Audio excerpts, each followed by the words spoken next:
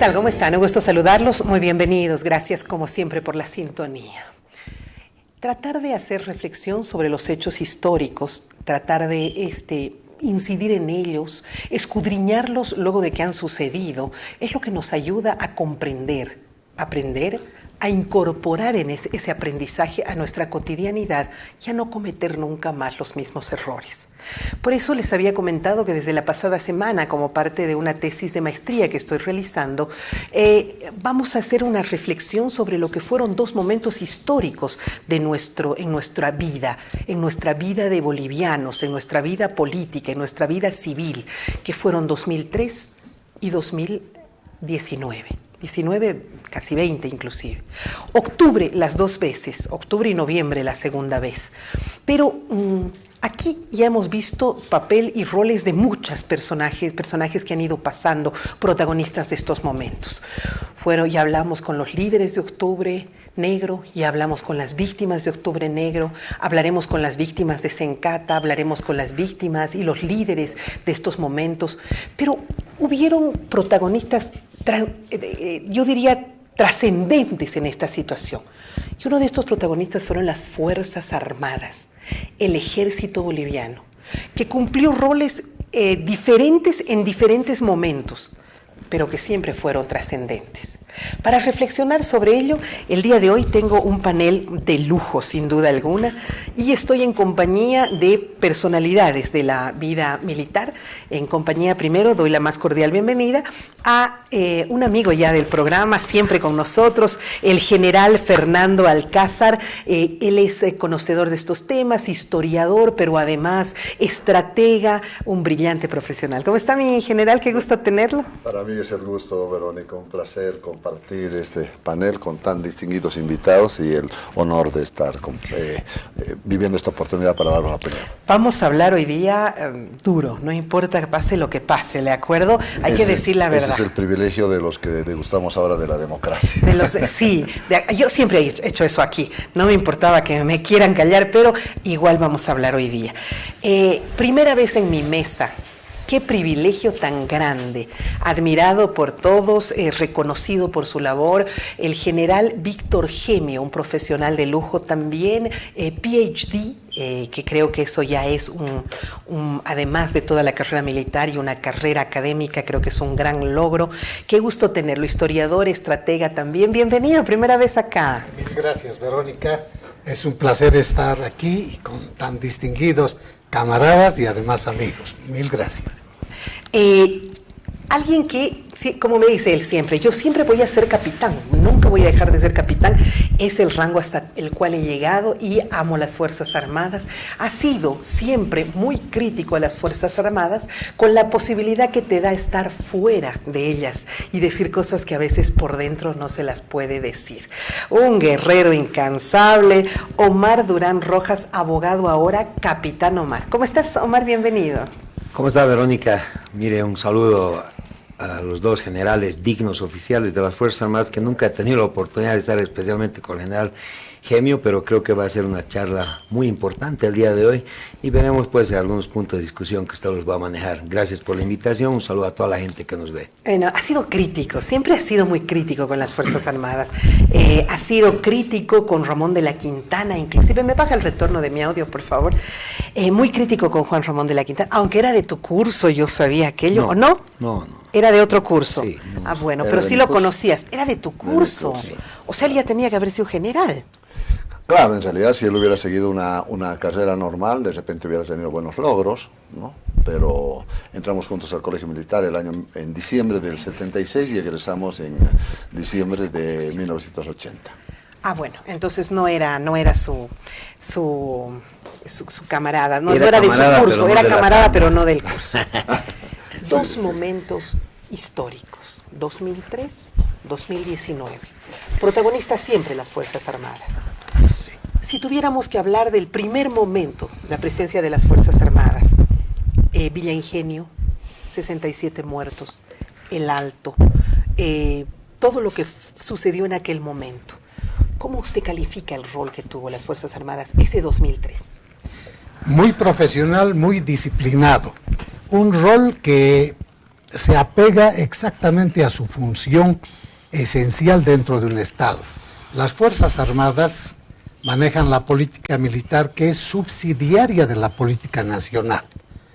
Y nuestros compatriotas deben conocer que la intensidad y la oportunidad de empleo del instrumento militar es responsabilidad exclusivamente política.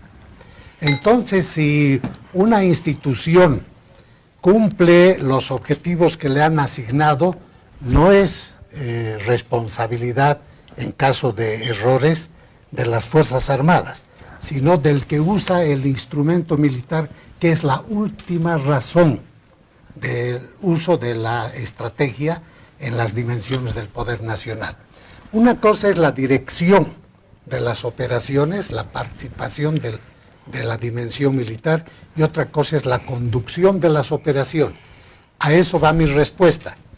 ¿Qué papel tuvieron? Un papel disciplinado, responsable, aplicado a la legalidad, que recibieron a cambio una bofetada institucional por haber metido a la cárcel a sus líderes que cumplieron la misión constitucional de las Fuerzas Armadas. Así es, frío y duro el tema. Si le mandan a usted, militar, matar a su madre, usted va disciplinada y ordenadamente y obedientemente y lo hace. ¿Así es? Previamente hay una fase que se llama la fase de asesoramiento o fase política, donde las Fuerzas Armadas deliberan, pero depende mucho de la calidad del capitán general o del político, que es en última instancia el que dirige, conduce y es responsable del accionar castrense. En esta fase se le orienta al líder político cómo podría cooperar la política militar a la política nacional. Pero ¿escuchan los políticos a los militares? A eso me voy. Normalmente no, porque lamentablemente la agenda de defensa y seguridad es uno de los principales hierros que tiene, no errores, la omisión que tiene el conocimiento político. En nuestras universidades, los que estudian ciencias políticas no llevan defensa y seguridad. Nuestros diplomáticos no llevan defensa y seguridad. Y en algún momento van a ser capitanes generales, que es como un comandante en jefe. Entonces, no escuchan, uno, por una total ignorancia sobre el tema, dos, que no han comprendido lo importante que es el instrumento castrense en el accionar de los estados. Ok, gracias, general, qué fuerte su respuesta, ¿no? La misma pregunta, el 2003, las Fuerzas Armadas, ¿qué rol cumplieron? ¿Cómo quedaron ante la sociedad? ¿Cómo quedaron entre ellos? Tenemos hasta el día de hoy generales detenidos cumpliendo y un recuerdo de la sociedad amargo de sus Fuerzas Armadas. Indudablemente, yo considero que el analizar estas dos oportunidades nos debe llevar a un aprendizaje muy importante. Sí, primero, al final. yo enfoco ese análisis a través de unas analogías en ambas circunstancias y unas diferencias, ¿no? Por ejemplo, en ambos casos, el 2003, una instrumentalización del poder militar, sí, ¿no? En favor de la extrema derecha, ¿no? De un gobierno. En el año 2009, la misma instrumentalización en función del interés de un partido político, de un gobernante que intentaba eternizarse en el poder en la extrema izquierda. Yo quisiera que los diferenciemos para Ahora que sí. En primera instancia el 2003. Muy bien. Cuando estamos hablando del 2003, creo que la diferencia fundamental fue que en aquella oportunidad el uso político del poder militar, ¿no? Aparte de ser abusivo e irresponsable, aparte de ser abusivo e irresponsable, fue un uso político que degeneró en una traición, ¿no? A las propias decisiones políticas tomadas. ¿Por qué? Porque en lugar de que exista una valentía política de decir, nosotros hemos dispuesto que las Fuerzas Armadas salgan a imponer el imperio de la ley, sí, por lo tanto asumimos la responsabilidad, sí, delegaron y se negaron de aquello, haciendo que asuman la responsabilidad institucional unos generales que en forma por demás injusta en este momento están en la cárcel y nadie así, dice a ver, nada entonces me está diciendo que en vez de que Goni haya dicho, salgan las Fuerzas Armadas, los ha utilizado estos señores, les ha dado la instrucción y ellos han sido los que han dado la orden para que salgan las fuerzas. O sea, han dejado en su... Claro, él ha retirado su responsabilidad, ¿la ha dejado en ellos? Puede haber sucedido eso, pero la última responsabilidad es del capitán general, Así es. que él hasta ahora, Gonzalo Sánchez de Lozada, debería tener la valentía de decir, probablemente yo no he ordenado, pero sí tengo la responsabilidad. Todos sabemos como que capitán él no general. ordenaba, ¿no? El que ordenaba todo esto sabemos que era Y eso- Sánchez Berzaín. Y eso fue lo que ocurrió, que el carácter particular de Sánchez Berzaín hacía que las órdenes salgan a veces a nombre del propio presidente, Sí, que ni sí. él mismo sabía. Ni- exacto. Consecuentemente, el impulso emocional que tenía este caballero para transmitir las decisiones ha desembocado en 60 muertos. Pero las Fuerzas Armadas, ¿qué hicieron? Exactamente lo mismo que hicieron ahora. Asesoraron y le dijeron, señor presidente, las Fuerzas Armadas recomiendan que se analice la permanencia de la decisión porque estamos llegando a lo que se llama el punto de no retorno. Ajá. Se lo dijeron en la mañana y en la tarde Gonzalo Sánchez estaba despegando. Despegando. En Bueno, esta no lo, oportunidad- mira, interesante, no lo hicieron públicamente como lo hizo en esta ocasión Calimán. Es una de las diferencias. Ahora bien, otra de las diferencias es la conducta del mando militar. Aquella oportunidad, una conducta muy disciplinada, muy respetuosa, actuando en la forma reservada que impone la relación político-militar, ¿no? Y en esta oportunidad la relación político-militar estaba totalmente ideologizada. Wow. El hecho de escuchar de un comandante en jefe decir yo soy un soldado del proceso, esa es una lesión a la dignidad institucional y a la personalidad de las Fuerzas Armadas, por cuanto esa pequeña oración significaba una desestructuración total de la disciplina militar y de la imparcialidad que debe tener una institución de Estado respecto a las actividades de gobierno y políticas y sindicales. Qué gran punto. Hace unos días entrevistaba a un francés que ha escrito un libro muy interesante que se llamaba El Narcoamauta, y el francés me decía, es que esto es algo que nunca se ha visto, dice. En un acto político del MAS, en la primera fila, todos los jefes y oficiales del ejército, ¿no? O sea, es algo que no puede ser, dice. O sea, puede ser, dice, pero no debería mostrarse. O sea, impresionado con cuanto así se habían mezclado las cosas. Omar, ¿coincides? Los militares fueron en aquel 2003. ¿Tú estabas todavía en las Fuerzas Armadas del 2003? Sí, casualmente ha sido mi último año dentro de las Fuerzas Armadas. Una de las cosas que ha hecho que yo me retire justamente fue los problemas, los conflictos que hubieron, porque más allá de cualquier situación es complicado. Nosotros los militares hemos estudiado para matar al enemigo y no para matar a los bolivianos. Y sea donde venga la orden, hemos matado bolivianos. Lógicamente que han habido despropósitos de la gente civil en su momento, pero seguramente vamos a ver más adelante la diferencia entre el año 2019 y el 2003, pero el 2003 no hay que olvidarse que veníamos antes ya de un problema que habíamos tenido con los policías en febrero, donde hubieron 35 muertos, si no me equivoco, y 200 heridos. Entonces, de alguna manera, las Fuerzas Armadas siempre se han caracterizado por algo importante, la lealtad y la disciplina. Y eso es fundamental. Ahí dése cuenta, la policía boliviana le da la espalda, mal, bien, no es momento de análisis, pero le da la espalda a un gobierno. Y quienes salen a defender la democracia en ese momento, porque era un gobierno legalmente constituido, sea de derecha o de izquierda, son las Fuerzas Armadas, que entregan, dan su vida, y los oficiales subalternos, los sargentos oficiales y algunos oficiales superiores siempre pues van a recibir órdenes del escalón superior. Y en este caso lo que sí coincido con el general Alcázar plenamente es que Gonzalo Sánchez de Lozada, al ser capitán general de las Fuerzas Armadas, tiene que asumir toda la responsabilidad y no dar a conocer sus trapitos y decir, no, esto es de ellos. Por eso es que es tan importante lo que decía el general Gemio, seguridad y defensa. Todos los mandatarios, si es que no han tenido la posibilidad de estudiar, mínimamente deberían meterse un curso de actualización para ver qué entonces, sucede. me estás diciendo que después de que las Fuerzas Armadas habían sacado el pecho por Gonzalo Sánchez de Lozada en febrero 2003, ante todo lo que sucedió con la policía, después de eso, se los vuelve a utilizar en octubre, pero de peor manera todavía. O sea, sin ningún respeto, sin ninguna... Lamentablemente en Latinoamérica, que son países tan inestables, y en algunos países de África, las Fuerzas Armadas juegan un papel preponderante y fundamental, y peor por la geopolítica que tiene Bolivia. Las Fuerzas Armadas son esencialmente obedientes, disciplinadas, y las Fuerzas Armadas siempre se van a deber a esa situación. Mucha gente, la gente de a pie, que no tengo nada contra los hermanos policías, pero hay una diferencia abismal entre un policía y un militar.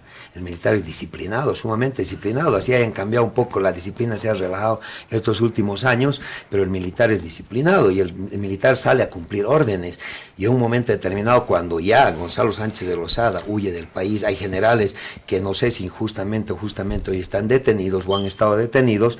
Más allá de estas circunstancias, pues se ve el abandono. Es por eso que el alto mando militar hoy en día ya le exige a cualquier mandatario que saque un decreto supremo, como ha pasado en noviembre del 2019, porque resulta que a los militares se los usa a su regalado gusto, y hay muchos oficiales en las fuerzas que son muy buenos. 2003. 2003, ya. ¿Y 2019? Bueno, la diferencia es que por lo menos ya los militares en ese momento piden ya un decreto supremo, que ya lo había hecho el presidente Mesa en su momento, para la protección de vida, pero las Fuerzas Armadas han jugado un rol importante desde el nacimiento, o todavía mucho antes del nacimiento de la República, y hoy en día, hoy, mañana y siempre las Fuerzas Armadas van a cumplir un rol fundamental. A mí, pese que yo he salido de las Fuerzas Armadas, he estado 14 años, me duele mucho cuando mucha gente se refiere, ¿para qué sirven los militares? Y sin embargo, los militares en su momento... Y en esta última vez todos han agradecido. Claro, yo eso decía, porque ustedes saben cuánto yo aprecio al mundo militar, y cuando ahora han salido y la gente decía, ya podemos dormir en paz, ya han salido los militares, yo decía, caramba, es como cuando una monarquía hay, ¿no? Y uno recién se da cuenta cuando toman su protagonismo. A ver, mi estimado general, ¿usted quería decir algo mientras hablaba? Sí, por favor. Sí, quería decir que en el accionar de octubre del 2003 ha habido una orden escrita firmada por los ministros. Los militares aprenden, tienen un proceso de elaboración de doctrina que empieza por lecciones aprendidas. Le hablaba de dos fases. En la fase de asesoramiento, que es la política, se le recomienda al líder militar, al administrador del Estado. Cuando él toma la decisión, se pasa a la fase operativa, a la fase estratégica, donde no se puede deliberar.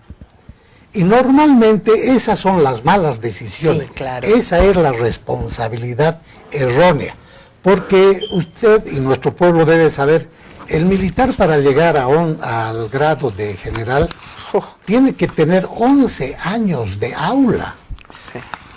Debe ser una de las profesiones donde más se estudia, y tenemos materias tan interesantes como el derecho internacional humanitario, porque manejamos muy bien las normas de empeñamiento, que acá se llaman condiciones de ejecución, las 6 reglas, los criterios TADIC, Yamasita o Medina, que orientan el accionar. El 2003 lo que quería el general, secretario general permanente del COSDEP, le mandó una carta a Goni, una carta que llamaba Carta por Bolivia. Resumiendo, le decía, la trascendencia operativa de las Fuerzas Armadas, del Ejército, en el Alto, no va a solucionar el problema. Le recomendaba que deje el poder, y le recomendaba que no utilice a las Fuerzas Armadas de una manera violenta, porque el costo en bajas iba a ser muy grande. No le tomaron en cuenta. No le tomaron en cuenta, han tomado la decisión, la han firmado los ministros, sin embargo después, ¿quiénes han ido a la cárcel? Los que cumplieron su misión, los que cumplieron la orden, los que no aprovecharon el momento político por razones personales.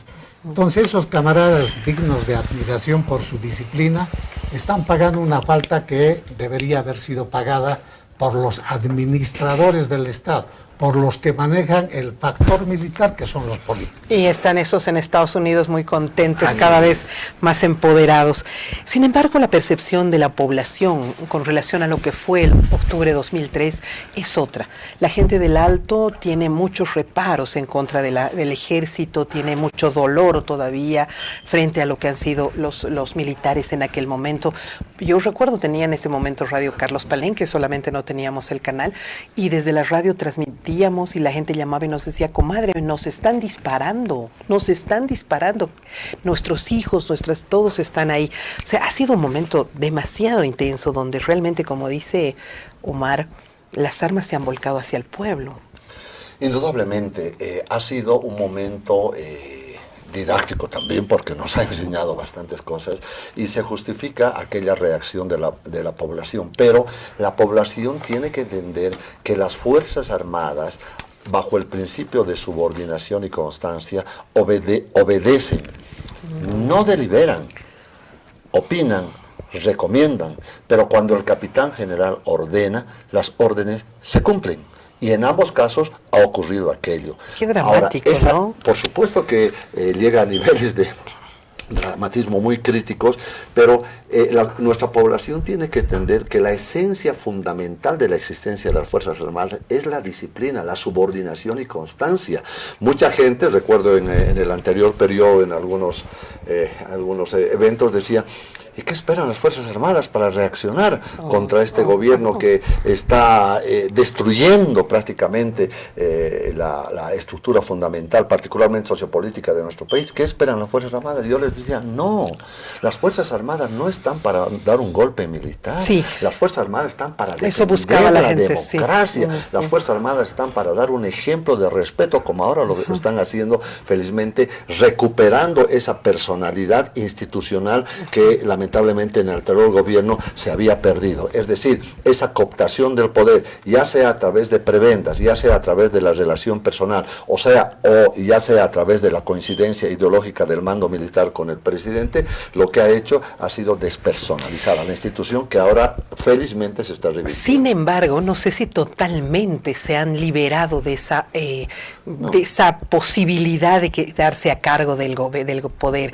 Entiendo que Calimán repetidamente ha anunciado que él se iba a hacer cargo, que ya estaba listo todo para que sea. Entonces, aprendieron las Fuerzas Armadas que su rol es otro y que ellos nunca deberían estar como parte del poder, Omar. Creo que se viven momentos diferentes. O sea, para presidencia. Las Fuerzas Armadas tienen que estar en una etapa de dignificación. Están saliendo de un estado comatoso, donde lamentablemente ha habido un adoctrinamiento de parte del movimiento al socialismo. En 14 años han adoctrinado y les han hecho creer a algunos generales que pueden ser presidenciables, habiendo hecho una carrera. El orgullo de un general, de un oficial de las Fuerzas Armadas, es llegar al máximo grado, ser generales y alguna vez comandantes de su fuerza. Ese es el orgullo. Ellos no tienen por qué estar pensando, como en las anteriores épocas, en ser presidenciables. Exacto. Si quieren ser presidenciables, tienen que hacer una carrera totalmente distinta, democrática, etcétera. Y hay algunas personas que lamentablemente se les sube el poder de tal manera, y este general Calimán pues, ha sido un tipo que seguramente le han calentado los oídos. Tú puedes ser presidente, puedes tomar el mando del país, y de alguna manera en esa inmadurez pues no ha llegado más bien a consumarse. Y más allá de estas circunstancias, Verónica, el general Calimán nunca ha sido primero de su curso. De acá hay oficiales que inclusive han sido más antiguos de su curso y no han tenido la oportunidad de ser comandantes de ejército. O sea, ¿no? ¿qué me dices? ¿Que no le correspondía ser comandante de bajo ningún punto de vista. Tú puedes ser comandante de ejército si eres un Lamberto dentro de las Fuerzas Armadas para un partido político. Ya. Y es lo que ha sucedido con Calimán. Él ha hecho una carrera, inclusive ha planificado destituir al primero de su curso, al segundo de su curso, creo que era Colodro y Mujica, con un tema de tránsito y demás situaciones. Es un tipo muy hábil. No hay que desconocerle, es astuto, es maquiavélico, pero no necesitamos generales de ese estilo. Aquí se hace una carrera, y la carrera, cuando un general digno ha hecho una carrera desde cadete hasta general, seguramente no se les pasa por la mente querer gobernar, y si quieren gobernar pues lo van a hacer por los medios democráticos que la ley te señala, y no de alguna manera totalmente torpe, porque esas épocas ya cambiaron, las dictaduras, y no sé cómo pensarán acá los dos señores oficiales, pero lamentablemente al general Calimán se le pasó estupideces por la cabeza, tanto que hoy en día no quiere ni siquiera rendir cuentas en el país, no se encuentra en Bolivia, terminan escapándose, huyéndose, y ahí yo recalco lo que ha pasado con esos generales dignos del año 2003, no sé si habrán hecho bien o mal la tarea, porque tendríamos que ver un análisis mayor profundo, pero de que se quedaron valientemente a defender causa propia en Bolivia, en derecho, lo hicieron, y estar presos, ¿no? Y estar presos, ¿no? La gran mayoría, pero algunos han escapado como ratas, siendo el capitán general de las Fuerzas Armadas, Gonzalo Sánchez se los ha dejado la carga, Sánchez de Berzaín tiene el lujo de hablar mediante los medios de comunicación, aprovechar la tecnología todavía para opinar, para decir algunas situaciones, cuando nos ha usado. Yo me acuerdo cuando era teniente nos usaba y nos hacían marchar Sánchez Berzaín a Huaque, hacer bloqueos, no teníamos ni idea, solamente que teníamos que cumplir la tarea constitucional. Eso es lo duro, ¿no? Cómo se los utiliza. Ahora, justamente en esa lógica, en la próxima media hora, porque ya tengo que concluir este bloque, nos vamos a referir a lo siguiente. Si estamos hablando de unas Fuerzas Armadas que estaban terriblemente ideologizadas por el partido de gobierno anterior, el gobierno del MAS, ¿cuál es la razón de que las mismas Fuerzas Armadas hayan salido luego, hasta Sencata y a otras regiones, a hacer represión al nuevo gobierno, al nuevo partido político? Bueno, ya me lo explicarán. Enseguida regresamos.